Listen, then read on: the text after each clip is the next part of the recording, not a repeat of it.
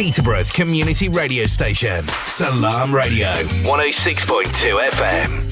Assalamu alaikum and good afternoon. I hope you're well.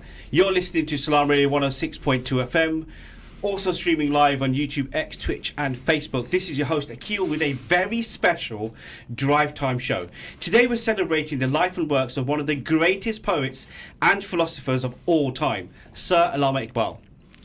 Peterborough charities, schools and community groups have come together to mark his birthday with projects across the city, bringing generations together through poetry, creativity and learning.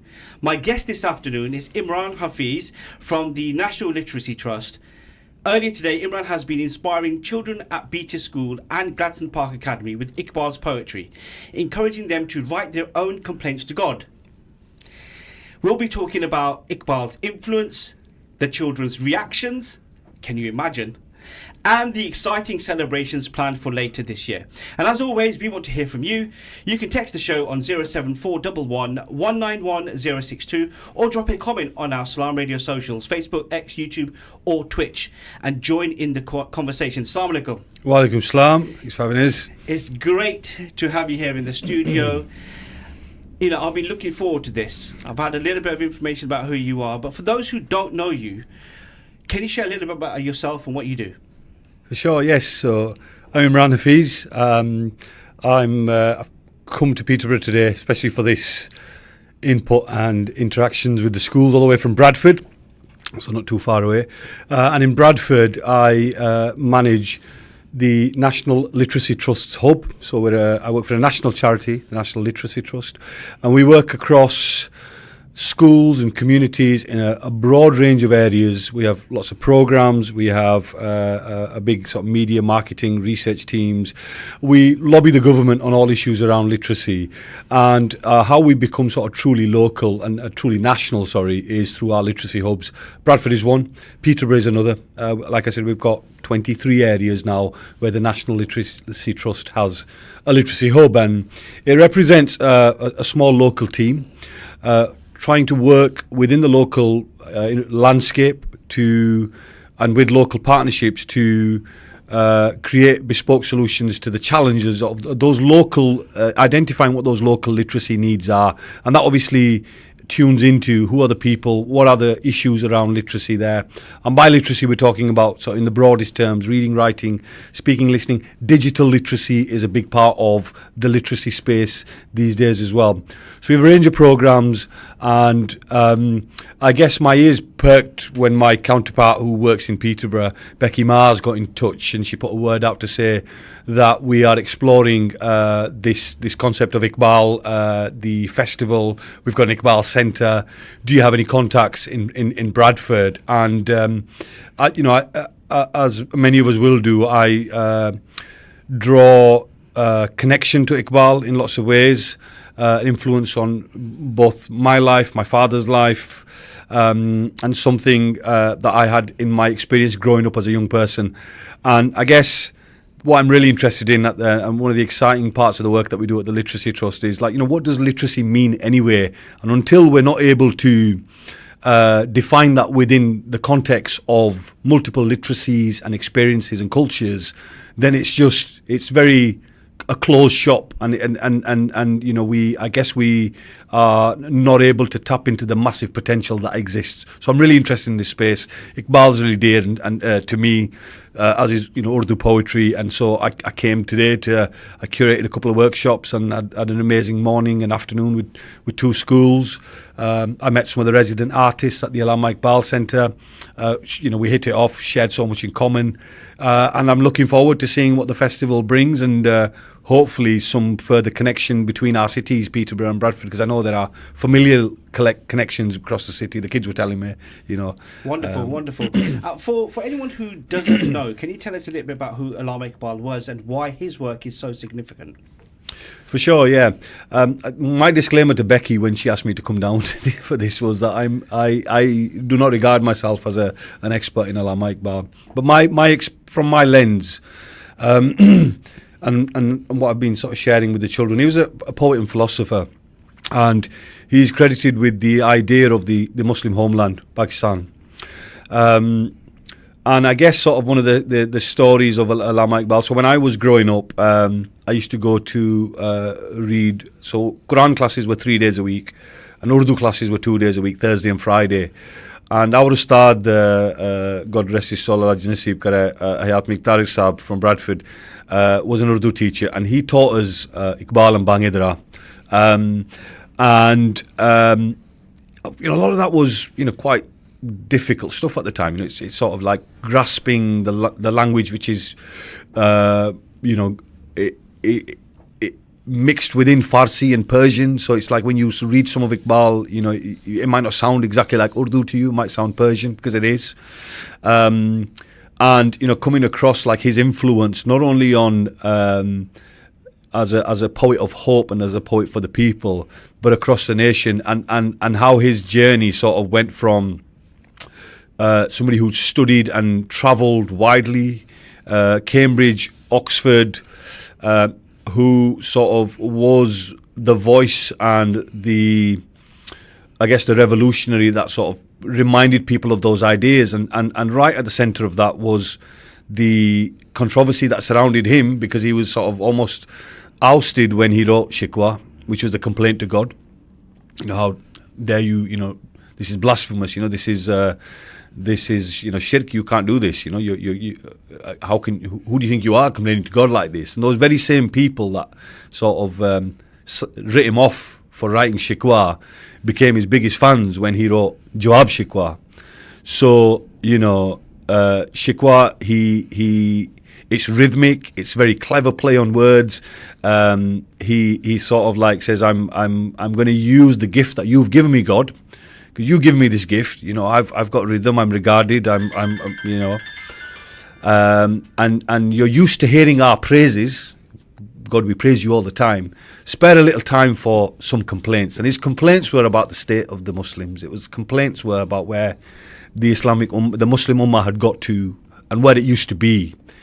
And then how that turns in Jawab Shikwa when the response comes from Allah, that actually this is your own doing, and you need to sort of dig a little bit deeper and look at yourselves as to what's going on. Amazing. And I can see such a smile on your face. Every single person who I've spoken to about Iqbal at some point has a personal connection or something that they want to share, and there's this energy that comes out of them. I can feel this from you right across the table right now. Can you tell me, you've spent the day today with Beaches School and Gladstone Park Academy. Can you tell me what was their reaction when they first heard about Iqbal's story and how you positioned it? Yeah, that was, I had to give it some thought, because so I have the schools who I don't know personally, but I have a picture of the schools through the demographic. There's some Punjabi and Urdu speakers there, there's some other languages there, and so I guess it's sort of how the balance I tried to strike was to have something sort of fun and high energy that the kids stay tuned into, but also weave in Iqbal's story through my own story, a bit like I've sort of told you today. So there's a couple of things. I mean, we had I shared some of Iqbal's prominent poems, some of the really famous ones. Sitaron se aage jahan aur bhi hai, abhi ishq ke imtihan aur bhi hai. And I tried to sort of ask the children, what does that mean? And there's one little boy in this last school who sort of, I thought, what do you think Iqbal was talking about when he says that, beyond the stars, there are other worlds? And he says, I think it's a message about hope, not to lose hope. Nobody had looked at it in that way before, and I thought, yeah, it's exactly that. It's sort of, there's no limits. You need to look beyond what your limits are. Amazing. So they engaged with it, and that was really. And I got them to write their own complaint. They wrote their own version of Shikwa today. Okay, and that's interesting. Asking young minds to express themselves about something so powerful. What kind of dare you share? What kind of things that they wrote? Yeah, so what I said to them was actually, in poetry, find your own voice, okay? And I told them, even though at the beginning when I asked them the question, who regards themselves as a poet, they were quite reluctant to say that. And I sort of tried to say to them, look, there's this sort of poetic license that everybody has, because your voices and your stories are unique and nobody else can tell yours like anyone else. So try to sort of really sort of empower them, set it in that space. And then in terms of a piece of writing, and Iqbal as well plays on satire and humour in some of his writing. So it's like connecting to human emotions. So you can talk about really serious things, but you can also talk about, things that are silly or fun and like everyday.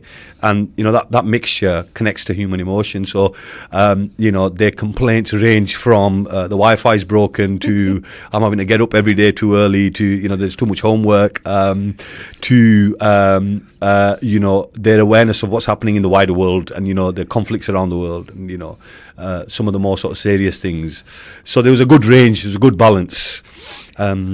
Amazing. Yeah. I'm sure we can all relate to some of those. Of course we can. Bradford and Peterborough both have strong South Asian communities. Do you see similarities in how Iqbal is celebrated across the UK? It's a really good question, that. And I guess it's going to be one for like proper consideration, but I met some of the resident artists and some of the resident artists at the Allama Iqbal Centre over lunch today, and we were having the very same conversation. And I think what my excitement about the coming along and seeing, because you have an Allama Iqbal Centre in Peterborough, and there's a dedicated festival. My experience of Allama Iqbal in Bradford, and when I speak to my colleagues Becca, in some ways I said in Bradford we're quite spoiled. This year we have the title of the City of Culture, and that sort of brings in lots of investment and energy into that space. You still have to fight in that space to sort of create these narratives and these stories and these spaces, but there's more happening this year. But actually, when it comes to something that's so Iqbal features as events in literature, as an event in a literature festival or as a musical gig where a Qawwali group will come and they'll read Iqbal or they'll sing Iqbal. So at that level he does, but actually children and young people rediscovering Iqbal or understanding Iqbal or being influenced by Iqbal and doing some work around Iqbal, probably less so. So I'm really interested to see what this sort of collaboration builds, what Peterborough does in terms of the work with the school and the Allama Iqbal Centre, because I know the audience is similar and there'll be appetite for it in Bradford as well. I have no doubt about that at all. I mean, okay, so let's go beyond schools. How important is it for families and communities to engage in multi-generational learning projects like this one? Absolutely crucial and vital. Your home is where you spend most of your time. It's your first school, before you go anywhere else. It's where habits are set. So something like, really simple, modelling education, in this case, and in my context, reading and books as something that's normal. And that's something really, really simple. And it's easy for me to say it because I've got that privilege where my dad used to take us to the library when we were younger, or, there were books at home, or actually seeing him sat down reading and writing was a normal thing. But it isn't for everybody. So where do you draw your connection to those behaviours being normal? Having books in the home is crucial. Thousands of kids don't have books at home because there are a lot of barriers, there are a lot of challenges. It sort of sets the tone, and what I tried to turn on its head in Bradford, and I had some battles, was this idea that somehow I felt like the status quo was almost relegating the South Asian children to doing poorly in school because they've got a lack of experiences. Now, I understood where they were coming from. There's poverty brings with it sort of those lack of opportunities and what else. But the way that they defined those experiences were very specific. It was like they've not been to the farm, they've not been to the seaside, they've not done this and they've not done that. And my natural instinct was to ask, well, what have they done, and what is their experience, and what is their whatever limit. Have you ever asked that question to turn it on its head? So things like giving a precedence to a child's first language.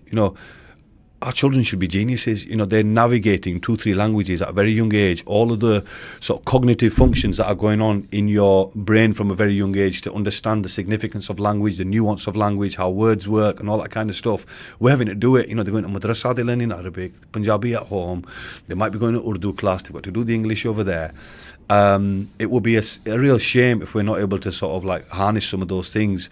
So I guess coming back to your question, we've got to role model it as parents, and I think we also need to grab a hold of what we do have, which is a very rich cultural heritage of stories, of epic tales like Saif al-Muluk, and you've got, great poets like Iqbal, who are all part of our heritage, which we should be able to sort of celebrate and take more ownership of.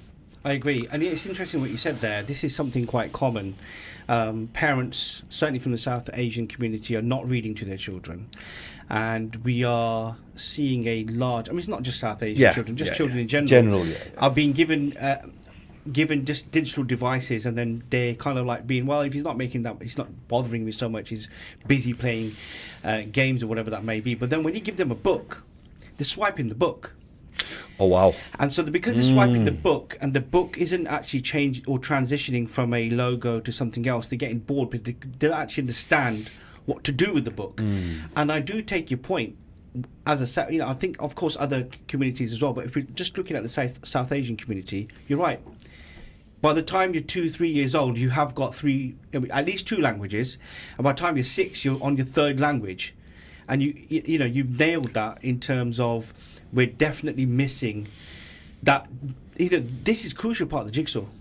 Geniuses, like you mentioned, it does make me think. It makes me sad in many ways that we're, adults in children's lives are not being able to access either centres or educational outside of the normal school to try and enrich their child's life. And I think ultimately the responsibility isn't just with the parents.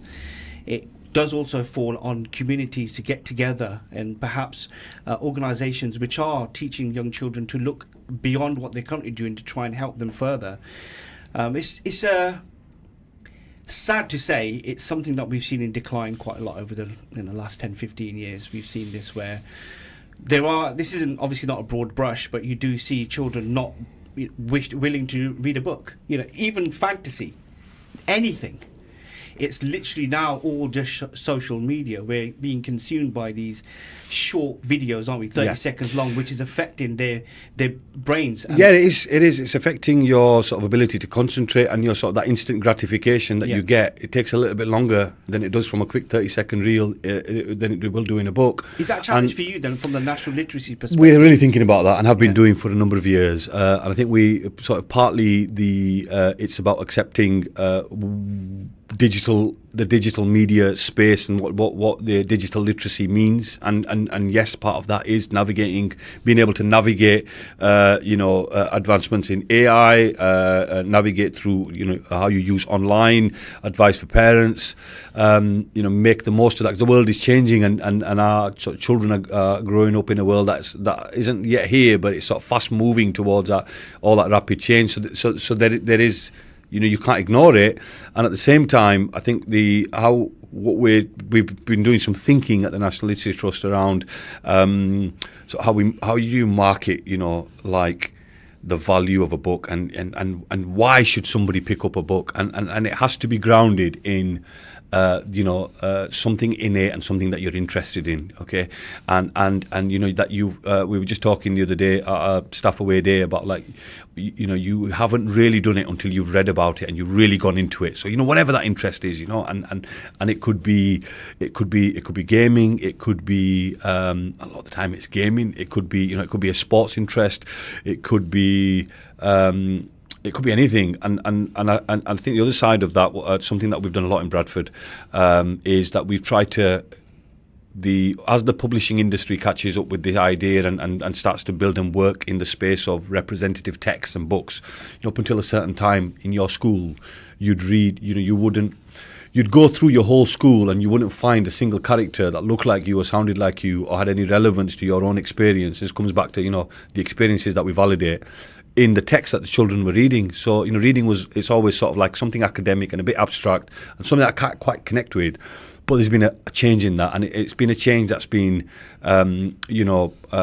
enabled by research through, like, our partners, the Centre for Literacy in Primary Education, who literally looked at, right, okay, of all the books that are coming out of the publishing industry, how many have diverse characters in them? And when they first did that research, it was somewhat ridiculous, like 1%. I can believe that, yeah. But then it wasn't just like the you might have representation of a brown face on the front cover of a book, but what is the actual depth and value and quality of that text compared to some of the others? And there is a disparity in the publishing industry, as there is, you know, in society. So they try to sort of turn some of that on the head. But when you do find that book, and I found a couple of them, so I think one of the ones that I love in Bradford is I discovered the series by the comedian Hamza Arshid, Diary of a Bad Man. You might remember him from. I do. That's flooding back to me now. That might come back to you. So he wrote the Diary of a Bad Man book series. And it's a story about this, you know, group of friends and stuff. But the references in those books instantly hooked our inner city kids, Pakistani kids, and the teachers were saying to me, "Imran, where do you get these books from?" And it were like, you know, simple thing like, you know, the friends eat these radioactive samosas, so they've gone to a picnic, the samosas get hit. It's fantasy, you know, it's fiction. I love it. And he really plays on it, and it's like they got the references, they were hooked, and the teachers were like, "Oh, boys have never been so into books as they're into this book," right? So it's about finding the thing that they can connect with. So, you know, we're advocating, we're trying to sort of like, you know, maneuver systems and make it so that, you know, actually let's level the playing field a little bit, because when it comes to literacy in books, it isn't a level playing field. No, I agree with you. However, I must confess, radioactive samosas is now in my brain, so that's going to just stay there until I get hold of one, which is brilliant. More power to you, actually. That's fantastic. And it just, again, proves what you were saying, wasn't it, about representation and how young minds can connect to something which they're interested in. Totally. With that in mind, how do you see Iqbal's question, like, how can I live a rewarding life, speaking to young people in 2025?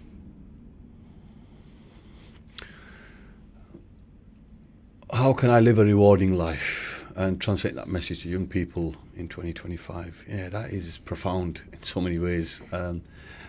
I guess I'm a father, you know, my dad as well. I've got my eldest is going to be 16 this year, I've got a son, and then girls at 10 and 8.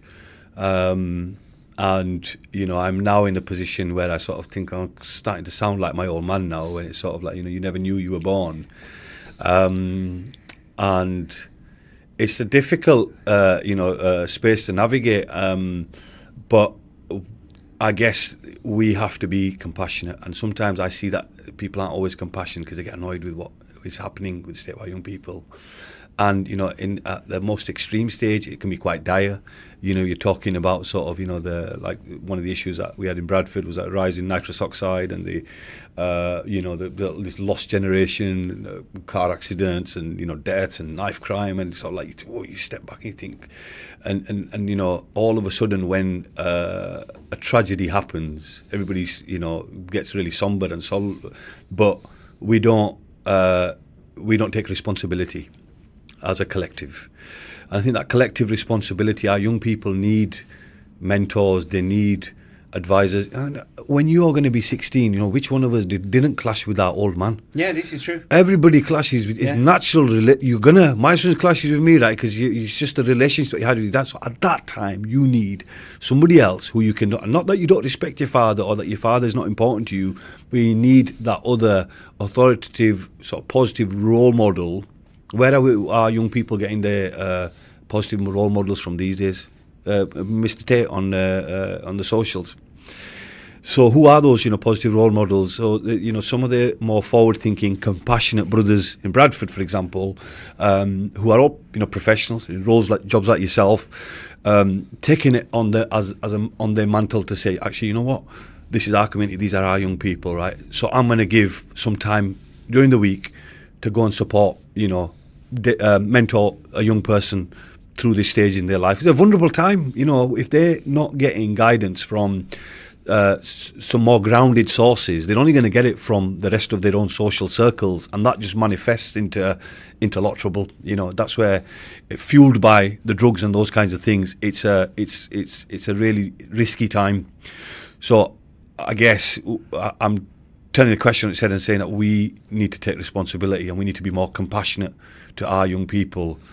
I agree with you, and they're living in a time completely different to us. The pressures of social media and access to people instantly. You know, when I was young and you wanted to go see your friend, you had to knock on their door, wait for their mum or dad to answer the door, give them a valid reason why you wanted to see them. They'd had to vet you before they would leave that person out. I could say this all in Punjabi, but I mean, it'd be in fewer words, but I'll probably get in trouble from Ofcom. But nevertheless, it just shows you, doesn't it? I remember, I spent 6-7 years of my life playing cricket and football. Yeah. And these days, we world. see young people often playing cricket and football, but they're doing it online. Yeah. And perhaps some of them have contacts with to speak to through the online gaming, but it's a different environment. You are right. The pressures are so different. No one took a picture of you or I when we were going to secondary school and something happened to us. Now a child gets into some sort of a situation at school, it's on social media before they've got home. So you are absolutely right. My friend actually recently said this to me as well. He said, it's far easier for someone outside my family to speak to my son, and he seems to do better than I say something to him, and you've just actually articulated something to me. Would you believe that we've run out of time? Thank you so much to my guest, Imran from the National Literary Trust, for joining me today and for sharing the incredible work being done with our young people right here in Peterborough. A big thank you as well to our partners, Gladstone Connect, the Pakistani Community Association, Peterborough Presents, of course ourselves, and of course Beaches and Gladstone Park Schools. Together we are making sure the legacy of Alam Iqbal continues to inspire generations to come. But don't forget, the celebrations will be continuing. More interviews on Salam Radio to follow. Stay tuned to us on 106.2 FM. Look out for our social media. Gladstone Connect will be sharing more information about the events taking place as well. For now, Jazakallah khair, and I'll be back on Friday. Assalamu alaikum. Stay tuned to Salam Radio after this short ad break. Whether you're eating in or ordering for